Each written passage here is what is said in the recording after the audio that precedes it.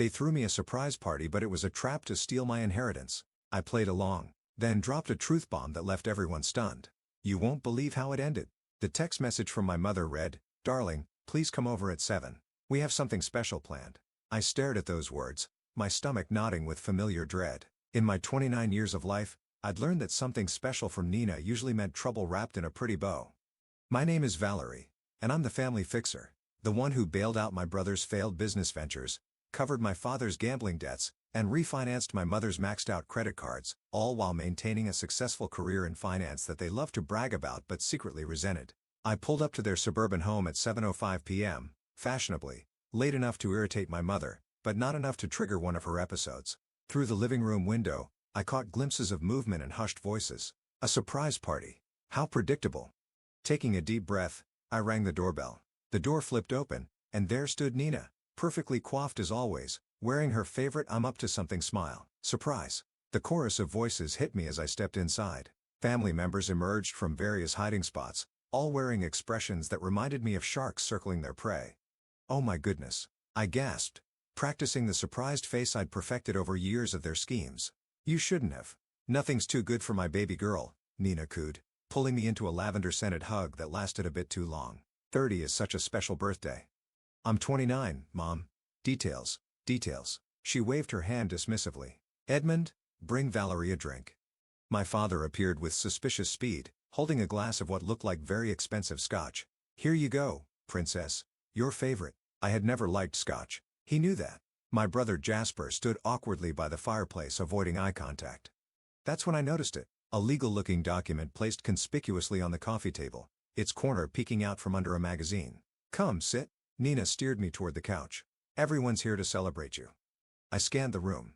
Aunt Margaret, Uncle Pete, cousins I hadn't seen in years, all wearing identical artificial smiles. The only genuine face belonged to my best friend, Reagan, who had apparently been roped into this charade. She caught my eye and raised an eyebrow. "Before we cut the cake," Nina announced, "we thought we'd start with presents, the biggest one first." "Edmund." He moved the magazine, revealing the document underneath. My heart rate quickened, but I maintained my smile. "What's this?" "Oh, just some boring paperwork about Grandma Sophia's inheritance," Nina said too casually. "Nothing to worry about tonight. We'll deal with it later." But I had already caught the title, Inheritance Agreement. "Actually," I said, picking up the document, "maybe we should look at this now since everyone's here." Nina's smile faltered for a microsecond. No, darling. Let's have fun first. Edmund, pour everyone champagne." "Mom, you know I prefer to handle business before pleasure." I started to open the folder, watching her face carefully. "Val," she snapped, then quickly softened her tone. "It's your party. Don't you want to enjoy it?" Jasper suddenly spoke up. "Maybe we should just not now." Nina cut him off sharply. I stood up, document in hand. What exactly am I looking at here? The room grew quiet. Too quiet. Nina and Edmund exchanged glances, and I could practically see the wheels turning in their heads, recalculating their approach. "It's just a formality really," Edmund said smoothly. "Something the lawyers need for Grandma's estate. Nothing urgent." "Then why is it here at my surprise party?" Nina laughed, a high nervous sound. "Why are you being so suspicious, darling? Can't we just celebrate?" I looked around the room at all the faces watching this exchange like a tennis match. My family, the people who should have been my strongest supporters, but instead saw me as their personal ATM. And there, in the corner, Reagan was subtly shaking her head. "Of course, we can celebrate," I said finally, setting the document down, but keeping my hand on it. "But first, I think we should discuss why you really gathered everyone here tonight." The silence that followed was deafening. Nina's perfect smile cracked just enough to show the desperation beneath, and I knew right then that whatever was in this folder would change everything. "Valerie darling," she began, reaching for the document, "let's not make a scene." I pulled it closer to me, heart pounding, but voice steady. "Oh, Mom, I think it's a little late for that." "A toast." Edmund's voice boomed across the room, desperately trying to diffuse the tension. "To my beautiful daughter, who's always been so practical about these things." I watched him raise his glass, noting how his hand trembled slightly. The document sat heavy in my lap as everyone mechanically lifted their drinks. "To Valerie," they echoed, their voices a hollow chorus. Nina swooped in with practiced grace, placing a plate of my supposed favorite cake in front of me, chocolate with buttercream frosting. "I'm allergic to dairy." "Sweetheart," she purred, "why don't we all enjoy ourselves first?" "The paperwork can wait." "Actually," I said, opening the folder, I'm quite interested in reading this now. Jasper suddenly appeared at my side. Sis, maybe Mom's right. Let's just read it out loud, Reagan interrupted from across the room. Since it's just a formality, right? Nina shot her a look that could freeze hell. I cleared my throat and began reading. I, Valerie, hereby voluntarily relinquish all rights to the inheritance left by Sophia Olin. My voice trailed off as I scanned the rest of the page. You want me to sign away my entire inheritance? It's not like that. Edmund jumped in. We're just redistributing it for tax purposes. Tax purposes? I laughed, but there was no humor in it. By giving everything to you and Mom, Aunt Margaret suddenly became very interested in her wine glass. Uncle Pete checked his phone. The cousins shifted uncomfortably. We're family, Nina said, her voice taking on that guilt-inducing tone she had perfected over the years. Everything we have is shared. You know that? Like, when you shared the money I lent you for Jasper's startup, I asked. Or when you shared the truth about Dad's gambling debts? The room grew painfully quiet. That's different, Nina snapped, her mask slipping. We're your parents. We've given you everything. No. I corrected her. You've taken everything, and now you want Grandma's inheritance too. Jasper stepped forward, looking miserable. Val, please just sign it. They won't stop until you do. Is that why you're here, Jasper? To convince me. He couldn't meet my eyes. They said it would be better coming from me. Of course they did. I stood up, still clutching the document. How long have you all been planning this? Waiting for the perfect moment to ambush me. Nobody's ambushing anyone, Edmund protested weakly. We're celebrating your birthday. My birthday is next month. Knox's composure cracked further.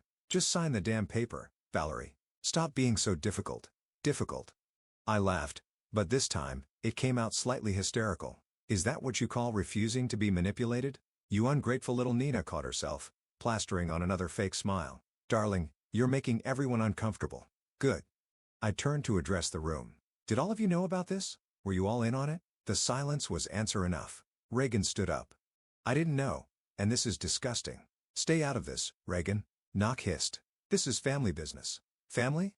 I scoffed. Is that what you call this group of enablers and conspirators? Edmund stepped forward, attempting his fatherly authority voice. Princess, your mother and I have discussed this thoroughly. It's for the best. The best for whom, Dad? His face reddened. That's enough. No, it's not nearly enough. I walked to the fireplace, holding up the document. You want to know what I think about this agreement? Knox's eyes widened. Don't you dare. I held the corner to the flame, watching as it caught fire. I think it can burn in hell. You stupid girl, Knox shrieked, lunging forward. Do you have any idea what you've done? I let the burning paper fall into the fireplace. I know exactly what I've done. I'm done being your personal bank account. There are copies, Edmund threatened weakly. Good, I replied, gathering my purse. Keep them as souvenirs of the day your plan failed. Reagan was already by my side, keys in hand. Let's go. As we headed for the door, Jasper called out. Val, wait, save it. I cut him off. You can tell them about Grandma's video message, the one they don't know about yet. The look of shock on Nina's face was almost worth the entire evening. Almost. What video? She demanded. What is she talking about? I paused at the door, savoring the moment. I guess you'll find out soon enough. Happy early birthday to me. You should have seen Nina's face when you mentioned the video. Reagan laughed, sliding a mug of coffee across her kitchen counter. I thought she was going to explode. It was nearly midnight, and the adrenaline from earlier was finally wearing off. I wrapped my hands around the warm mug, trying to stop them from shaking. I can't believe they actually tried to pull this off, I said. Actually, no. I can totally believe it. So what's on this video that had your mom looking like she'd seen a ghost? I pulled out my phone and opened a file. Grandma Sophia sent this to me through her lawyer 2 days before she passed away. Reagan leaned in closer as I pressed play. My grandmother's face filled the screen. Her silver hair perfectly styled even from her hospital bed. My dearest Valerie. Her familiar voice crackled through the speaker.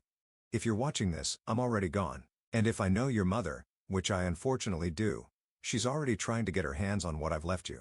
Holy, Reagan whispered. There's more, I said, turning up the volume. I've watched how they've used you over the years, Grandma Sophia continued. How they've drained you financially and emotionally. Nina was the same with me, always taking, never giving. That's why I've made certain arrangements.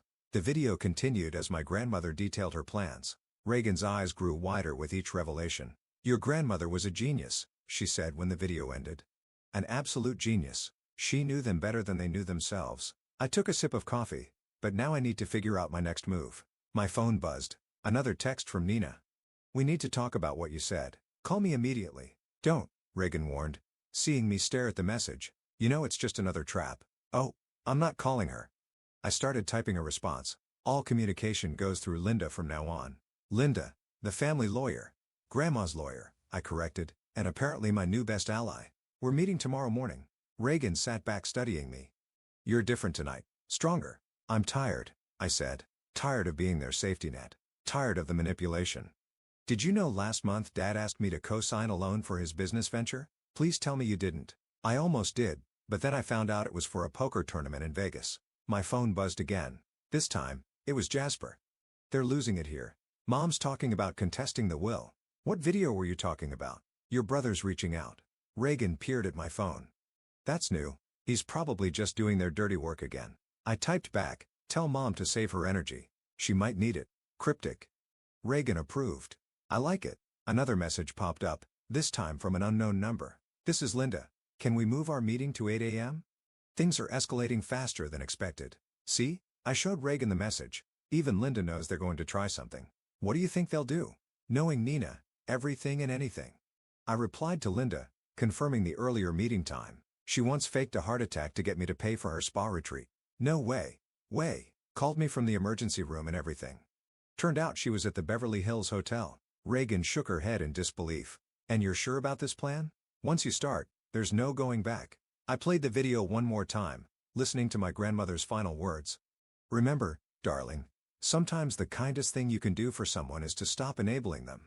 You're stronger than you know. Make them see that. I'm sure, I said, closing the video. For once in my life, I'm absolutely sure. My phone lit up with another barrage of messages. Nina, Edmund, even Aunt Margaret trying to play mediator. I silenced them all. You can stay here tonight, Reagan offered. You shouldn't be alone. Thanks, but I need to go home and prepare for tomorrow. I stood up, gathering my things. I have years of financial records to sort through.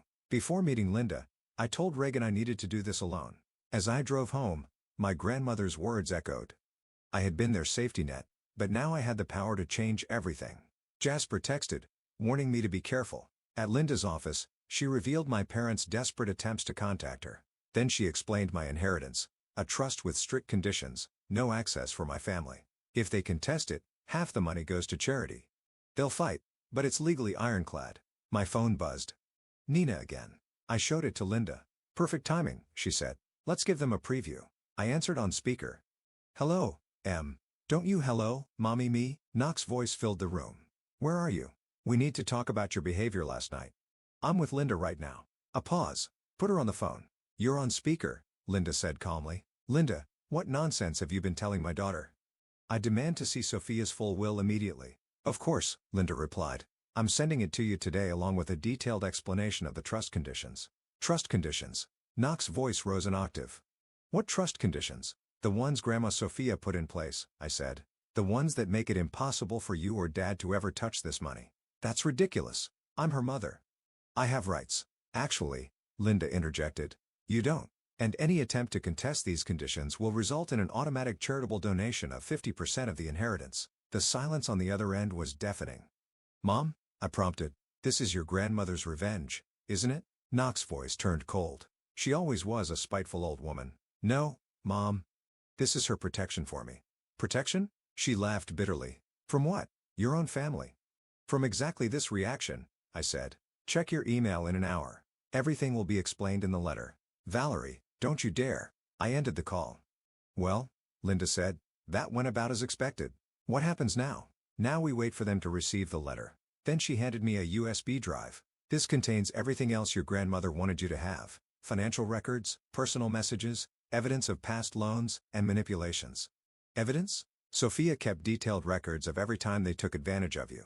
Every loan, every guilt trip, every scheme. Linda's eyes met mine. She wanted you to have proof in case you ever doubted yourself. I clutched the USB drive, feeling its weight in my palm. She really did think of everything. She did. Linda stood up. Are you ready for what comes next? Because once they get that letter, I'm ready. I said, standing too. For the first time in my life, I'm actually ready. 3 days after Linda sent the letter, Nina showed up at my office. I watched through the glass walls as she charmed her way past reception, wearing her most expensive suit and carrying what looked like lunch from my curb restaurant. Darling, she breathed before I could stop her. I brought your favorite, That mushroom risotto you love. I'm allergic to mushrooms, Mom. Always have been. She waved dismissively, setting the bag down. Oh, is that right?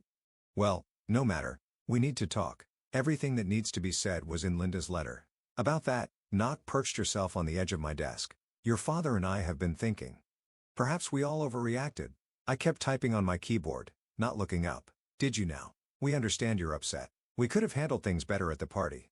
She reached out to touch my hand, but I pulled away. But surely, we can find a compromise. There is no compromise. The terms are clear. Terms can be changed. Wills can be interpreted. Finally, I looked at her. Any attempt to challenge the terms results in half the inheritance going to charity. Is that clear enough for you? Don't be difficult, Valerie. Her voice took on that familiar edge. We're your parents. Everything we've done has been for you. My phone buzzed a text from Jasper. Mom's there, isn't she? Dad sent her. Really? I held up my phone, showing her years of bank transfers. Was it for me when you took out credit cards in my name or when you guilted me into paying for Jasper's failed restaurants? Family helps family, she said stiffly. Is that what you call it? I pulled up more records. Like, when you told me Dad needed surgery money, but it actually went to his bookie. Her face hardened. You've been keeping tabs on us. No. Grandma Sophia did. She kept every receipt, every bank statement, every desperate voicemail you left me asking for money. That interfering old, she caught herself. Your grandmother didn't understand our family dynamic. Our family dynamic? I laughed. You mean where I'm the ATM, and you're the perpetual withdrawer?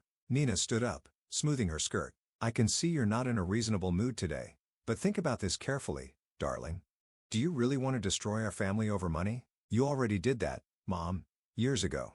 Don't be dramatic. She pulled out an envelope from her purse. Your father had our lawyer draw up a new agreement, something that benefits everyone. I didn't touch the envelope. Did you not understand the letter? Any attempt to circumvent Grandma's wishes triggers the charity clause unless you voluntarily agree to share. She smiled triumphantly. We found a loophole. There are no loopholes. I pressed the intercom. Security, please escort someone out. You ungrateful little. She caught herself as two security guards appeared. Valerie, think about what you're doing. I have. For years, I turned back to my computer. Goodbye, Mom. This isn't over. She called as the guards let her out. Your father will be in touch. My phone buzzed again. Jasper, how bad was it? I typed back. She brought mushroom risotto. Ouch. You're allergic to mushrooms. Exactly. Another text came through, this time from Edmund. Princess, let's discuss this over dinner tonight. Her choice of restaurant. I showed the text to Reagan, who'd been quietly watching from the corner of my office. They're not giving up, are they? She asked. No. But they're getting desperate. I forwarded Edmund's text to Linda, which means they'll make mistakes. What's your next move? I pulled up my calendar. Dad wants dinner? Fine. But it'll be on my terms. We're actually going. Yes, I said, typing a response to Edmund. Because he needs to see I'm not that scared little girl anymore because Linda and I have something planned. Kind of something. I smiled, remembering the USB drive's contents. Let's just say Grandma Sophia left me more than just money. She left me the truth about everything they've done. And tomorrow night, Dad's going to get a preview. Be careful, Reagan warned. Cornered animals are the most dangerous. I know. I looked at the family photo on my desk taken years ago before I understood what they were, but I'm done being careful. It's time to be brave. Edmund agreed to dinner, expecting a smooth talk. But I had other plans. I chose the Capitol Grill, setting up early with Linda's documents. He arrived at 7 p.m., all charm, but his confidence faded when I pulled up records, his bookie payments, Jasper's missed loans, and fraud in my name. He tried to negotiate, but I revealed a secret weapon, a hidden life insurance policy on me. His face drained. Save it, I said. You and Mom will stop trying to fight Grandma's conditions. No more surprise visits. No more legal loopholes. No more guilt trips or what? My father sneered. All these documents go to the FBI's Financial Crimes Division. I met his eyes. Linda's already prepared the package. He sat back, deflated. You do that to your own father. You did this to yourself, Dad. You and Mom both. The waiter returned to take our order, but Edmund waved him away. I've lost my appetite, he muttered. That's fine. I have dinner plans with Reagan anyway. I started packing up my things. Oh, and one more thing. I'm donating 20% of the inheritance to gambling addiction programs. Consider it your contribution to society.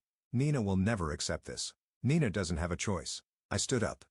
Neither do you. As I turned to leave, he called out, We're still your parents. I looked back at him, seeing not the intimidating figure of my childhood, but a desperate man who had lost his last play. Yes, you are, I said softly.